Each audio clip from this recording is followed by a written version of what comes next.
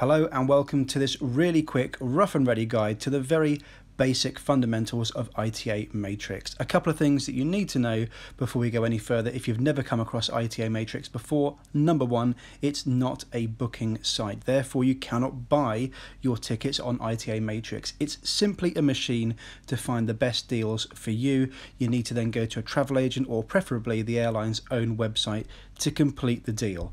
That's all it is. So, it's completely free for you to use, and all you need to do is pop in this web address, matrix.itasoftware.com, or just Google ITA Matrix. It'll be the top result. And it's only one page.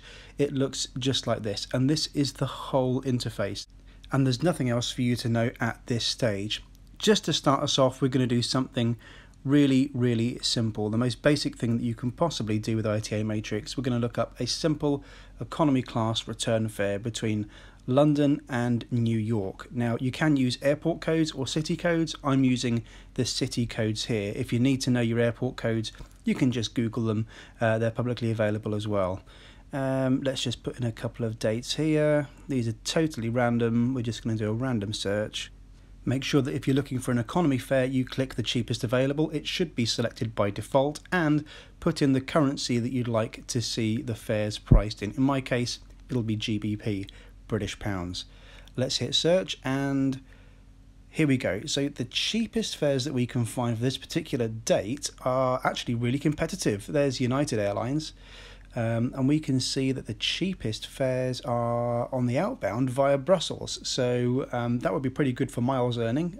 You get an extra leg in there between London and Brussels for you to earn extra miles. However, you might choose something else. You might think, I don't want to go to Brussels for the sake of saving £10 or £15. If we look at the non-stops here, we can see that for only a small premium, you can actually get the direct flights between London and Newark with United. In this view, we're looking at the whole trip, but you can click on individual flights, which is how I personally prefer to browse fares. It will show you the outbound and the returns separately, so you can kind of build up your own airfare that way. We can see here, of course, the United £279 fare is still at the top. Of course, it will show you exactly the same results, but just looking at individual flights rather than the entire itinerary at once. One of the things that's really great about ITA Matrix is the fact that you can see all of the aircraft types at a glance. So if I was to go via Frankfurt, I get on a 747 or an A340 on the long haul sector. Now I may prefer that to the 767 that United run, who knows. Anyway, to take yourself back to the homepage, click on Matrix Airfare Search. Let's do something a little bit different now. So the second piece of functionality that you need to know about is typing in different origins. So as long as they're all in the same country, you can put in multiple airports. So we've got London, Manchester, Edinburgh, Glasgow, Birmingham and Belfast. We're just going to click on the same dates here and see what it throws up. Sometimes it's cheaper from the regions, sometimes it's not. So at the top again we see United with that direct flight. Let's have a quick look. Where's Manchester? So here's the first Manchester one, so £342 return. So that's about a £50, £60, £70 premium over travelling from London. However, if you did live near Manchester and decided it was worth your while, you might decide to pay that small premium instead of schlepping all the way down to London and all the way back again at the end of your holiday. That's one of the really great things about ITA Matrix. You can also filter if you really want to by departure airport, and you can see at a glance there exactly which ones are the cheapest and which are the most expensive. So let's take a look at another of the controls here, which is adding in different geographic routing points. So if we look at Dublin to San Francisco, and if we open up advanced controls, it will give us this little kind of extension typing thing to pop in. If you look at the first box, which is the routing codes, we can type in which airports or which cities we want to route through, and again on the return. Now you must put those in the order in which they would be flown on the itinerary. So you can see on the return I've reversed New York and London because you go through New York first. Routing through various cities may help maximize the number of miles that you actually earn for a particular itinerary. Certainly programs like British Airways actively incentivize you to take as many flights or as many sectors as possible, and you'll earn based per sector instead of per overall distance or per dollar or pound spent. So let's have a quick look. Now I've searched for business class here. We can see there's a couple of dates. If we look at the highlighted orange ones, those are the cheapest fares. Not spectacularly cheap at all for a fare out of Dublin, but it will do for our example. And we can see as soon as we open this up, and here we are. So the cheapest fare here is actually priced by American Airlines. And if we scroll down and open up one of the entries, we can see hopefully that it should go via London, in this case Heathrow, and New York. Again, let's click on this, let's go through and have a look at the return and hope that comes through correctly as well. San Francisco to Dublin, and again of course it's American Airlines because that's what we clicked on at the start. And yes, we're going via New York and London again on the return, and that will maximise the number of Avios and tier points that you earn with British Airways. So let's do something a little different. Let's go from London to San Francisco instead. And if we type in the extension codes on the right, MinConnect, and then a number, which is a number of minutes, that will give us a minimum connection time, in this case 120 minutes. That basically means it's not going to return any itineraries that have a connection of less than 120 minutes. So let's have a look at one of these nicely priced fares from London to San Francisco. Whenever this opens up, got very slow internet today. So hopefully, as I said, this will return us itineraries that have no connections shorter than 120 minutes. And if we look, there's some direct itineraries there between London and San Francisco. And if we look at the ones with connections, scroll down, and hopefully we should have no ridiculously short connections. 2 hours 15 there. So this will return nothing under 2 hours. You can use any number you want. You can use MinConnect 45 if you want. You can use MinConnect 300 if you wanted a super long layover. It will do the search for you regardless of what number you put in. I think the maximum is probably 999, but hey, knock yourself out, go and try and break it. Next up, let's learn about aircraft extension codes. Now these are going to be really useful if you want to try a particular aircraft because it's got a particular product that you want to fly in. For example, you want to fly in an A380 because it's got a better business class than the 777. Here we're going to look at aircraft type MD-80, and if you have a look, I've entered that into the extension code as aircraft T:(M80. Now there is a specific list of aircraft types. You do need to use the correct code, and again those will be linked in the description below, but let's have a quick look, because from London to Copenhagen I know for a fact in September that SAS are flying some MD-80s on some flights between London and Denmark. This one here, £61. Hopefully when I open this one out it will tell us that it is operated by an MD-80. Now the reason that that's being operated by an MD-80 is because they've chartered in from Danish Air Transport some of those old aircraft to help supplement their fleet while they go under maintenance. So that's useful both from an enthusiast perspective and if you wanted to take a particular aircraft to fly a specific product. Now let's look at some really crazy cheap business class airfares. Here I'm looking at Cairo to Bangkok. Now I know this market is particularly cheap in business class because there's plenty of supply but not very much demand for fares from Cairo, because Egypt, I'm afraid, is politically really unstable and there just isn't a demand for premium travel. But hey, let's put in a search for Cairo to Bangkok. We're just going to have a look at one way for the moment because I know for a fact there are some really good one-way fares, and hopefully.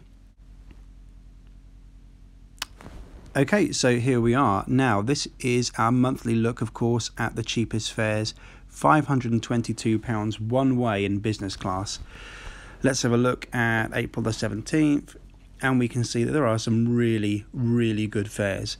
Here we can have a look. There is Royal Jordanian and Oman Air offering some really compelling, great products. The Royal Jordanian flights, of course, not direct. They're going via Amman in Jordan. Remember that Royal Jordanian fare for later, because we will come back to that. There are just so many options here. There's Royal Jordanian, and of course there's Oman Air, which would go via Muscat. Both superb airlines to take, in my opinion. There's also Egypt Air, flying very cheaply direct. However, do bear in mind there's no alcohol on Egypt Air, and their long-haul aircraft do not have a lie flat seat. It's all angled flat business class. So anyway, let's put my theory of the fact that Cairo is a cheap place to fly from to the test. Let's go Amman to Bangkok, because we know that Royal Jordanian fly via Amman. Type in the routing code here, RJ, which is the airline code for Royal Jordanian, which will ensure that we're only looking at Royal Jordanian fares here. So Amman to Bangkok, wow, that is over £1,100 one way, and we're flying on exactly the same flight at 2:55 a.m. So exactly the same plane, exactly the same business class seat, but because you choose to fly from Amman to Bangkok on a high demand route, you're going to pay loads more than if you fly an extra flight from Cairo to Amman and then fly on to Bangkok. That example there exemplifies the value of finding cheap fares from markets which do not have a lot of demand. Now, I search ITA Matrix pretty much daily, so I find an awful lot of good fares, but you'll over time develop an instinct for finding out which are the cheapest fares, which are the cheapest places to book tickets from. Cairo is a particularly good example because the government there is so unstable, and because it is saturated with business class planes flying to and from Cairo airport. So as you know from the beginning of this video, you can't actually buy your tickets on ITA Matrix. You need to go to the airline's site. And I'm going to take that MD-80 example with SAS from earlier so that we can have some kind of satisfaction that what ITA Matrix shows is actually what you're going to find in real life on the airline's website. So let's just replicate what we had a look for on ITA Matrix, and I know that it's going to be the 9:50 departure that I want to search out here. So once this website loads, let's have a quick look. There's the 9:50 direct service, £60.90, just as it said on ITA Matrix. And now let's check, is it an MD-80? Yes, it is. There are a couple of examples where you wouldn't be able to buy something for some reason that you've seen on ITA Matrix. Perhaps the fare that you've searched for as if you were going to purchase it from the departure city. So for example, if I search for a fare from Cairo to Bangkok, the fare that I'd look for might only be available from Cairo. If you buy it in Egypt, it might not be available to me if I buy from the UK. There are lots of ways around that, and I can come on to that in a more detailed kind of flight hacking tutorial that I'll post in the future. So the last piece of functionality I want to show you is about the multi-city tool and how you might use it to your advantage. Here I'm looking at Sydney to London in business class. Let's have a quick look and see what that throws up. It's not going to be cheap. So, okay. These are all the one-way business class fares between Sydney and London. This one is catching my eye, Philippines Airlines. Now, the reason that catches my eye is because they have an A321neo that's starting on their Australian routes, and they've got a brand new A350 from Manila into London. But the one thing that really bothers me is that 1 hour 45 minute connection in Manila. Now, that is not ideal when you've come off an 8-hour flight and are about to get on one that's more than 14 hours long. So, because those are daily flights, the best thing to try and force a stopover is to use the multi-city tool. So if we click back onto the home page, and now we need to hit the multi-city tab just up here. And on the 19th here, we are going to go from Sydney to Manila and from Manila to London and force that date to be the 20th.